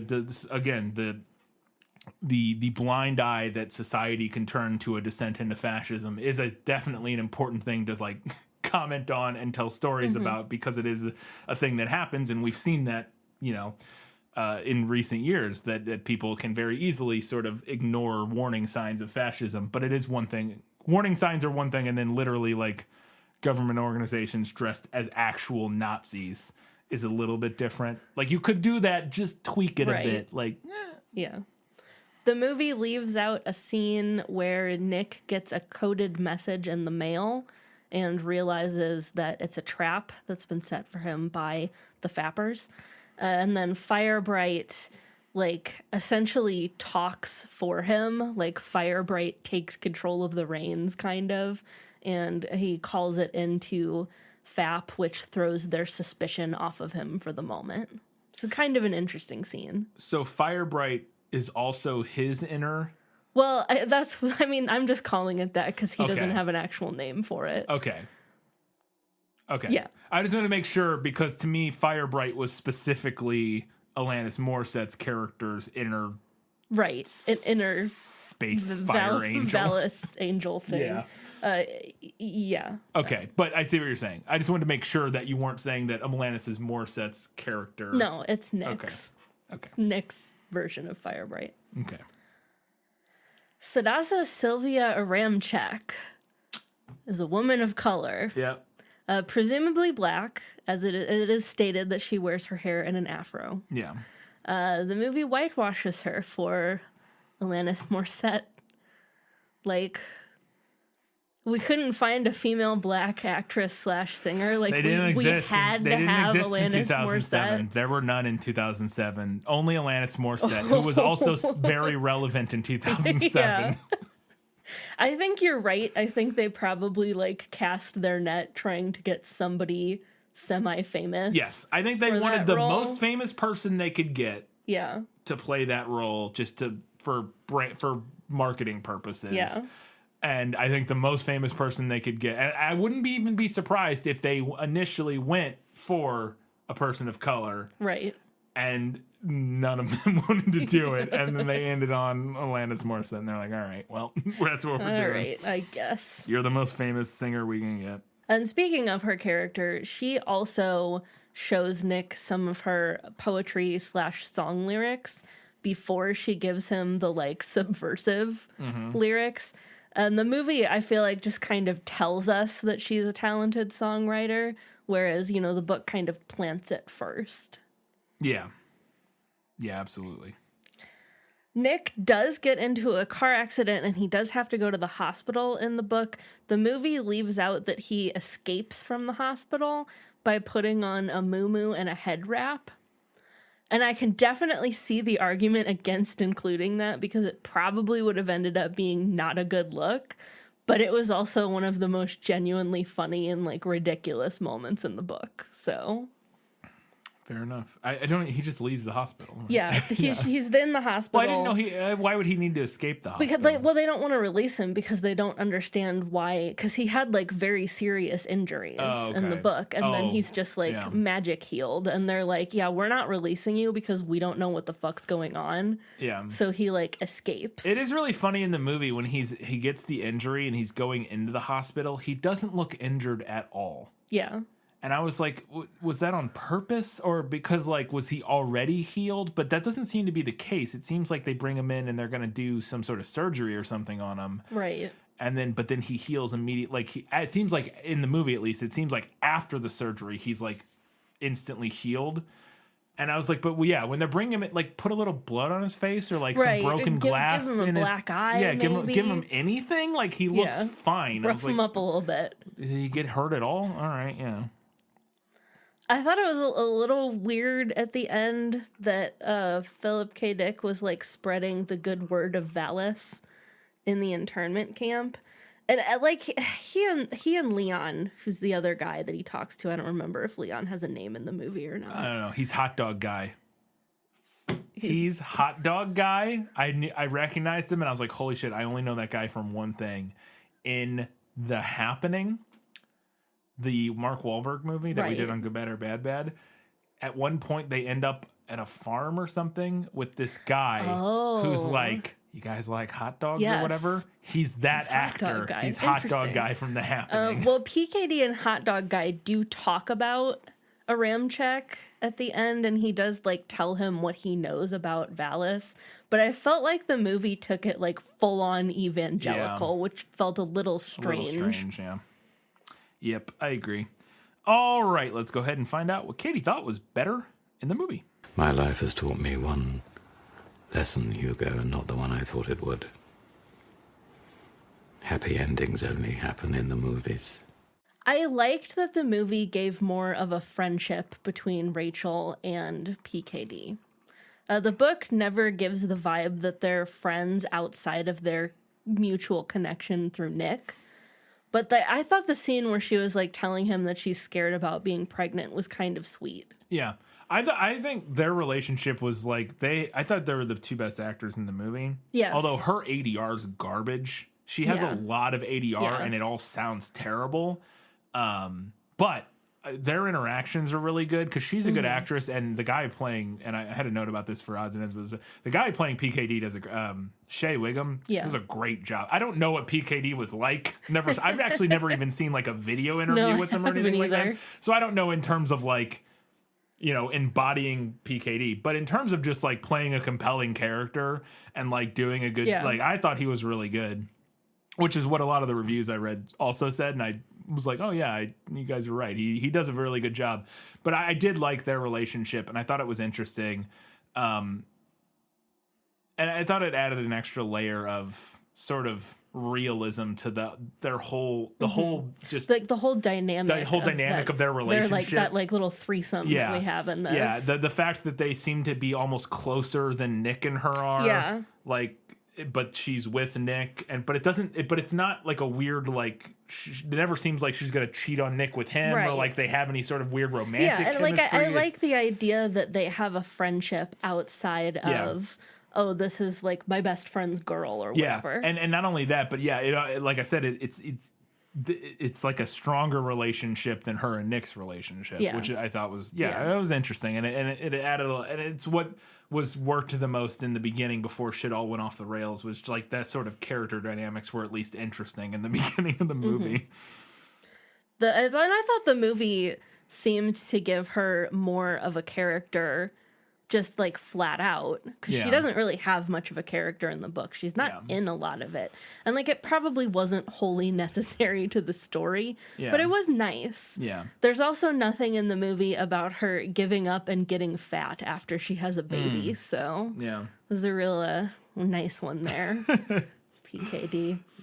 She also has a little bit of spice about her and Nick's relationship when he seems to be cheating on her with Alanis Morissette. In the book, she's just like, you know what? Do whatever you want. I don't care. Because their relationship is basically nothing at that point. Which it kind of is in the movie, but she's still... she's still well, I like that. I liked that she had a little spice about it. Like she shows up at the bar when they're talking, which doesn't happen in the book. All right, my last thing here. This is a random little thing. So at the end of the book, when PKD is hanging out with Hot Dog Man at the internment camp. That's a sentence that's never been spoken before. That's one of those sentences that has never in the history of the universe been spoken. Probably. So they're at the end of the book, when PKD is hanging out with Hot Dog Man at the internment camp. You're welcome, listeners, for that. So PKD takes out his one allotted cigarette. And Hot Dog Man is like, hey, will you split that with me? And in the book, he breaks it in half and hands half of the cigarette to him. Now, in the movie, they just share it. They pass it back and forth. Which makes so much more sense to me. Like, he breaks it in half, and one half wouldn't have a filter? Don't cigarettes have to have filters? No, if it's a hand-rolled cigarette. But it's not a hand-rolled cigarette. I mean, and even like then, some people rolled filters into hand-rolled cigarettes, depending on It's like a regular, like, store-bought cigarette. You could still smoke it. It just wouldn't have a filter. You'd also probably get tobacco in your mouth. Should be like the raw cigarette edge. Yeah, where you broke it would be like shit. Which end do you smoke it from? Do you smoke it from the? You smoke it from the front end. Yeah, you'd have to. You'd still get tobacco in your mouth, though. Less than smoking it from the end that you broke it off from. It's weird. It makes so much more sense for them to just pass it. Like that's a thing that people do. Yeah. Is share a cigarette. Right. By passing it back and forth. Maybe that was a thing in the 60s. People just broke cigarettes in half. But it's not, because passing around a joint is a very common trope, and passing around a cigarette is a very common thing. Maybe it was. Maybe breaking cigarettes in half was a thing that people did. But hand rolled, I also feel like would be harder to break in half. Yeah. Because it wouldn't be like as compacted and like I don't know. It's weird. It's weird. Maybe people who know more about cigarettes might know, particularly cigarettes in the 60s. But all right, we got a few things that the movie nailed. As I expected, practically perfect in every way. Nick's encounters with Valis do start out with him seeming to see himself standing in the bedroom. Yeah. And then PKD says that Nick's dream is too ordinary for him to use in a book. Yeah. Which I love. I thought about that line. I thought about asking about that line because I thought that was funny. I was like, but then you did, motherfucker. Yeah, right. Like, literally, we're reading the book about the thing you said was too ordinary to put in a book. It's meta. The government does offer Nick money to turn an artist to write anti-American songs. PKD's house does get raided, and the police say that he probably did it himself. That I also read was a thing that happened in real life. Yeah, I saw your note about that. Oh, do I have it? Was it you later? Have it in your we'll general discuss notes. It in a second. Sorry. FAP does want PKD to write up a report on Nick. Sylvia does cold call at his office looking for a job. She just goes there, which is not a thing you do anymore. No, but she also does it. I think it's implied by the time later when we figure out who she is and everything that it wasn't just for the job. Right, yeah. She was trying to get to him. Yeah. Nick does have a vision about her mother signing up Fremont to the Communist Party. This is such a weird plot point. Yeah, I know. And then it never comes back. Yeah. Russia does find the Valis satellite. Oh, we talked about that. I forgot to take it out. That's fine. Sylvia, she initially denies everything that Nick says, and then later on she confirms, and they join forces, and then she info dumps to us about Valis and Albemuth and Aramchak. That's one of the weaker points of this whole movie. Yeah. It's the same in the book. She is. just expositions for pages. Well, I don't even mean just this. Throughout the movie, we have so many just moments of exposition dumping. It's for a movie that has weird trippy dreams and all this sort of stuff. They do the weird trippy dreams and then they info dump what they think that meant and all that sort of thing. It's the same problem. It's the same problem in the book, and I chalk it up to this being a draft. Yes. Boy, did this ever feel like a draft. Yeah.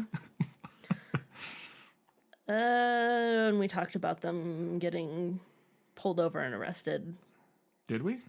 A little bit, yeah. I mean, we talked about them getting arrested by FAP, but but it is they're driving and they get pulled over and get thrown in the back of a car. Yeah. Sweet. All right, we got a few odds and ends before we get to the final verdict.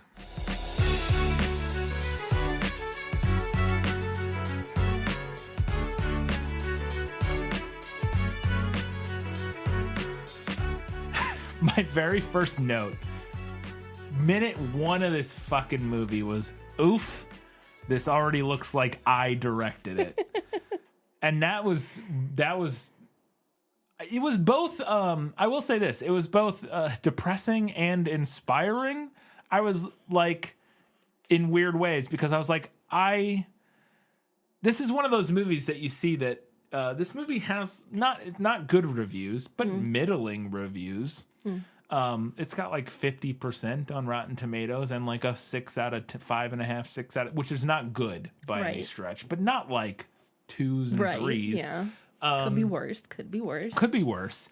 And it had a budget. It had not a big budget, but this is a movie. This is a real movie. It's got real people in it. Again, it didn't really get released. It had a bunch of problems and all that sort of thing. Lots of issues. But while I watched it, I was I could have fucking directed this movie. The look of this film, I was I could have done this. I would even do a better job now. I'm much more experienced now. But I was looking at this, I was 5 years ago, I could have directed this movie. I could have directed this movie, which is not a good point for your movie. If I think I could direct your movie, spoilers, your movie's not good. That's not a good thing. But it also is a little depressing because I'm like, maybe I could have made movies. I don't know. Like when I see somebody make a movie like this, I'm like, maybe I could have been living in LA making movies. Who knows? Maybe I just didn't like have the raw confidence to just be like, no, I can make movies here. But then you would never have met me. True. And yes, that would be terrible. I'm just saying that. Yeah. So my first note in this section was, motherfucker, they killed the cat immediately. Yes. Which is a big no for me. Is that not in the book? No. Well, there is a cat that dies, but it's much, much later. Okay. And it doesn't die the same way. It's old and it gets sick. And okay. PKD's cat in the movie just gets hit by a truck like immediately. Right at and the beginning. For what? Yeah, nothing. What were we supposed to get from that? What did it mean? Why did they kill the cat? The futility of life and trying to understand this. Trying to understand this story. Yeah. Yeah. All the green screen in this movie looks like any movie we've ever done on Good, Bad, or Bad. It's all so bad. Yeah. It's so bad. Not great. Especially for 2007. Like, woof. I think I could have done equivalent green screen CG in 2007. Maybe not 2007 because I was still in high school, but like 2010, 2011 in college on a laptop, I probably could have done equivalent looking green screen work. And it's very bad for you that's the case. So I had been pronouncing Valis. Oh yes. We talked. So imagine my surprise when I turn this movie on and they start saying Valis. The whole time. Valis. Yes. They say Valis, and I was like, wait a second. And I'm what? like, I will continue to say Valis. Yeah, that's why we said care. Valis the whole review, or the whole episode. Because Valis sounds stupid. I agree. I prefer Valis. I'm going to keep saying Valis. Apparently, Sierra Nevada beer paid some money for a product placement in this movie. Because there's a scene early in this movie where all of them are sitting around watching TV, drinking Sierra Nevada Pale Ale with the label out. And I was like, I mean, it's good beer. Yeah. At the very beginning, isn't PKD also drinking whatever bourbon it is that we have in the kitchen right now? Oh, Evan Williams? Yeah. Maybe. Evan Williams is very cheap bourbon, so I mean, he very possibly. I don't know. I swear, that opening scene where he's typing, I swear it's that same like square bottle of bourbon with the black label. Well, Jack Daniels also has the okay, so it could Evan be Jack Williams Daniels. is like a knockoff Jack Daniels label. Like I think I don't know which came first. I may be wrong about that. I don't know or care. But like Jack Daniels is like maybe the most famous bourbon and like widely distributed, and it has a very similar label. So my guess would be it's probably Jack Daniels. But it could be Evan Williams. Evan Williams is very cheap, like not good bourbon. But Sierra Nevada Pale Ale is really good beer. So I was like, at least they got good taste in beer. Movie, well done. Nick has a really oofy analogy to Columbus. Yes. Did you catch that? I did. When they're talking about moving to LA and Rachel's like, well, why are you listening to these voices in your head and not like reality? And he's like, what if Columbus had listened to all the naysayers? And I'm like, oh, I don't know. Why don't we ask like any indigenous person in the Americas? What if Columbus had given up? Boy, how rough that would have been. Yeah. Yep.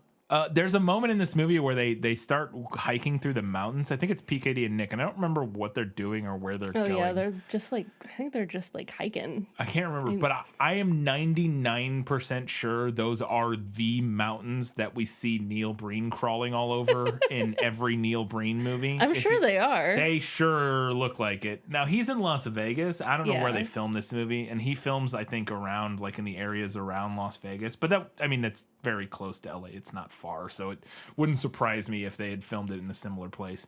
But yeah, I was like, oh my god, it looks like the exact, like there's one moment where they're both hiking up this mountain, like it's not a mountain, but like a rock formation, and it looks exactly like one of the rock formations that Neil Breen runs down in like Fateful Findings. And I was like, oh, bad movies and these rocks. They just go together. So, okay. So we talked about the girl with the Jesus fish necklace, yeah. and that's it. That's in both the book and the movie. And it's a real thing. It's a real thing, and Nick has to ask the girl what it is. And there's a moment earlier in the movie that's not in the book where he's like, it's right before he gets hit by the laser beam, and he's like showing PKD like, oh, I've been seeing this symbol, and it's very clearly the Jesus fish. Yeah. And I need to know, if I just have fucking Midwest goggles, who would not recognize that symbol? I think it's because of the alternate universe. I guess. I that's my only guess, because I agree that it makes no sense. Although, to be fair, in reality, I think there was from what I read about this on PKD's Wikipedia page, that he had this experience where he came to the door, right, fucking high on something, and saw this woman with this necklace and was like, whoa, what's that? I can't remember if he didn't know what it was, or if maybe he was just so out of his mind on drugs that he didn't remember what it was. But in the movie, at least, I wouldn't be surprised if the implication is that he, in this alternate universe, maybe that's not a common thing because no, but Christianity's like the government, the state enforced religion. I don't know. I'm just like, know. Even if you don't know, like, really anything about it, I feel like most people would still see that symbol and be like, that's a Christian thing. Yeah. And it is weird, because that is one of those moments that does feel like a rapture-y, like apocalyptic type of Christian movie where it's like maybe in an alternate universe, or not even an alternate universe, but it way in the future, like somebody has that Christian necklace and our main character's like, what's that? And they're like, it's like a secret, because it's like because I think that is the story of the fish, was that like it was a thing that, it was like a thing to identify other Christians or whatever, Christians to other so like Christians. I get that idea, but you're right that in this movie, in the story we got here, we're in a Christian autocracy, like a Christian fascist nation, and for some reason he doesn't know what that is. It's a little strange.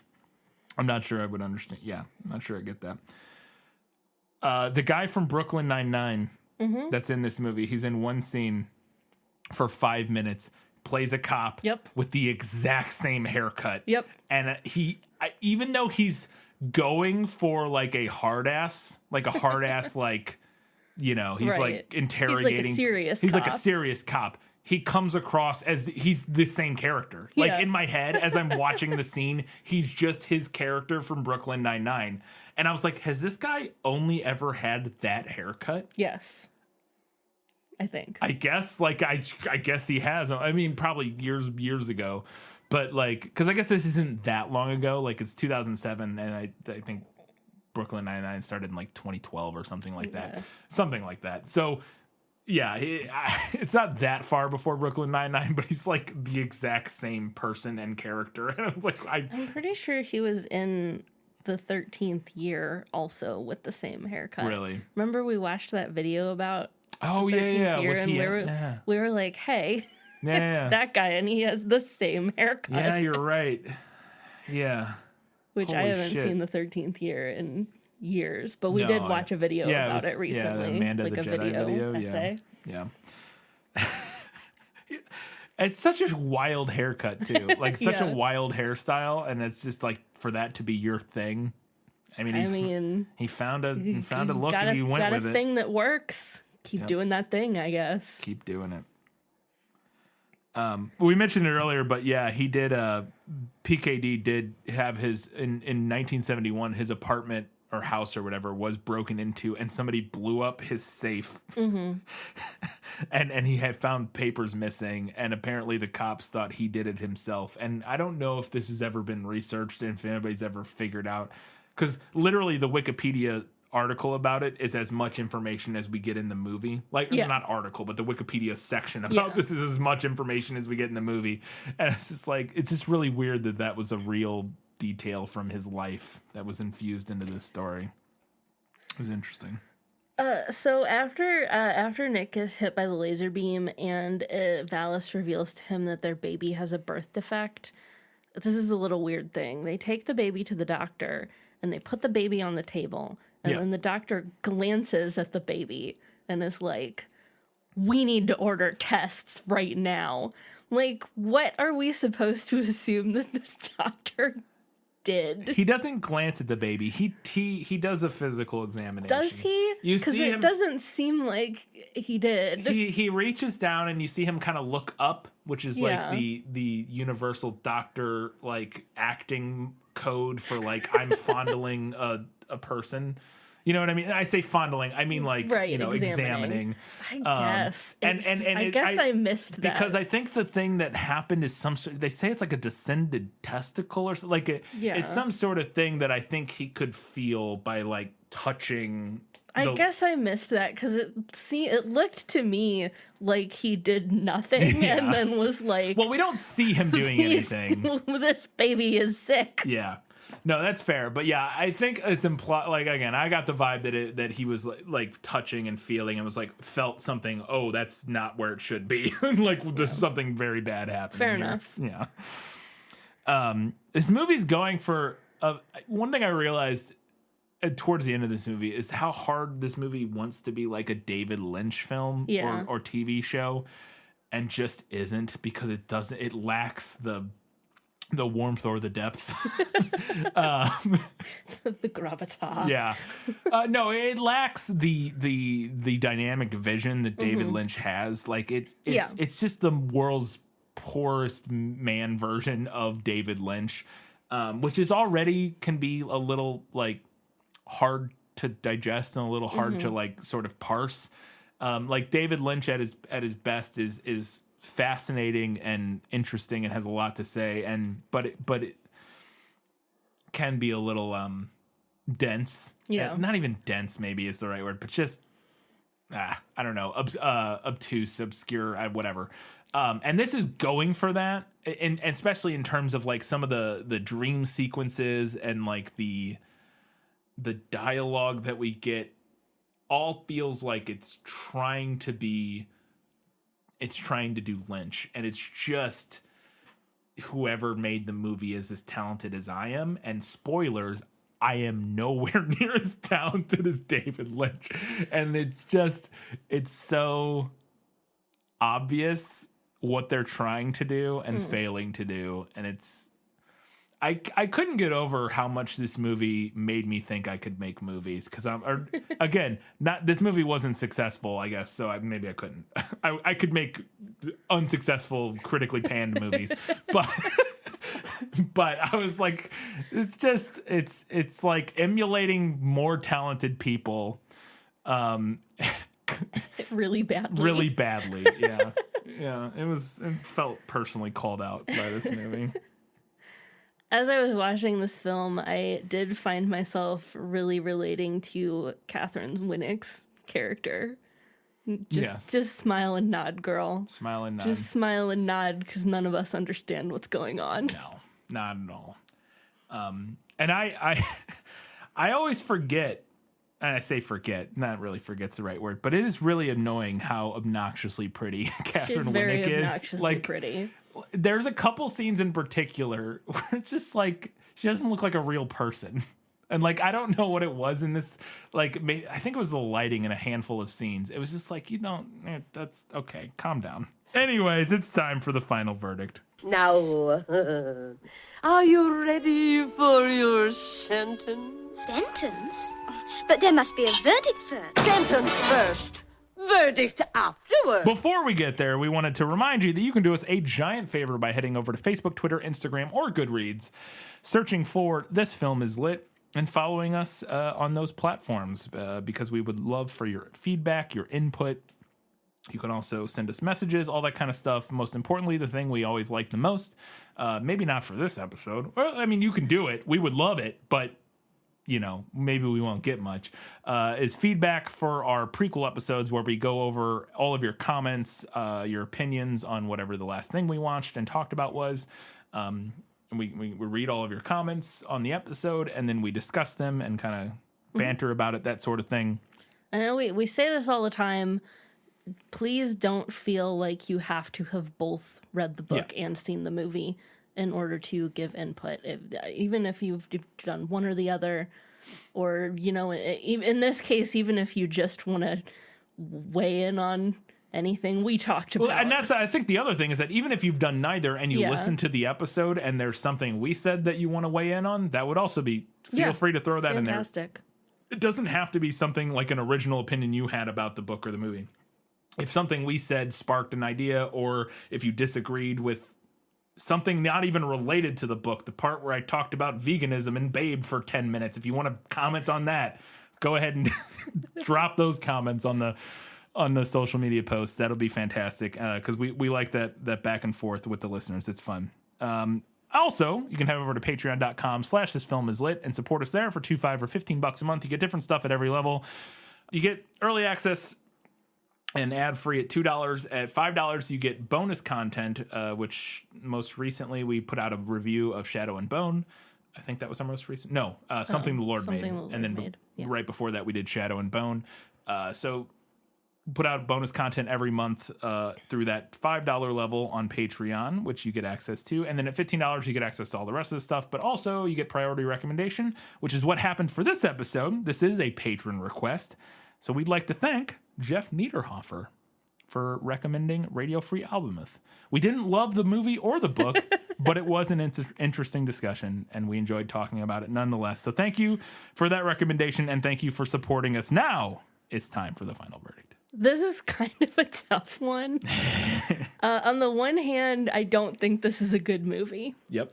It looked pretty cheap, as we discussed. The acting's kind of spotty.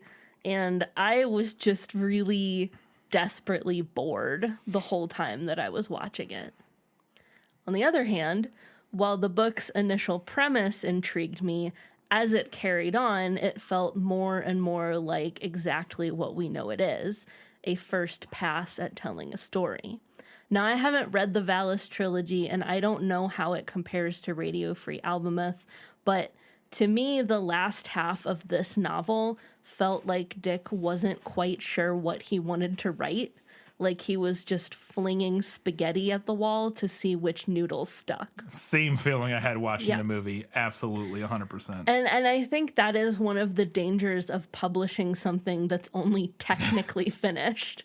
I mean, who knows what this novel might have looked like had he done any kind of revisions on it. But as it stands, I found the last half of this book especially difficult to follow. I also really struggled with the religious aspects of the novel. Like, the idea that the members of Aramchek are fulfilling the same role that Jewish people did in ancient Rome. It was hard for me to read that through any lens other than the Christian persecution complex. Mm-hmm. So I really struggled with that.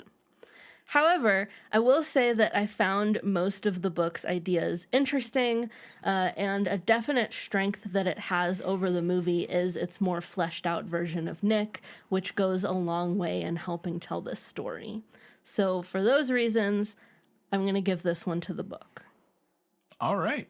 Fantastic. Well, like I said, it was an interesting one. It was a tough one because it was, it does feel absolutely like a first draft. Yeah.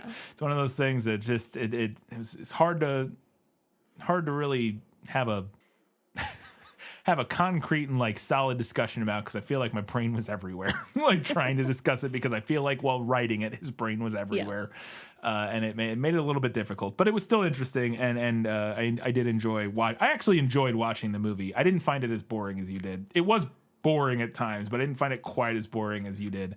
And I found elements of it really interesting, and I thought it again, I cannot get over how much it feels like a first draft. There's good elements, there's good ideas here. Yeah, really good ideas that needed more polishing. Yeah, and needed to just be refined. And I would be interested to see if the Valis trilogy does refine those in a way that's satisfying, or if it's more of the same, like if it still kind of feels disjointed in the same way. All right, Katie, what do we got going on next? So coming up next, we have something very special. It will be our 100th episode. 100th main episode. Right, 100th property, let's say. Yeah, main episode.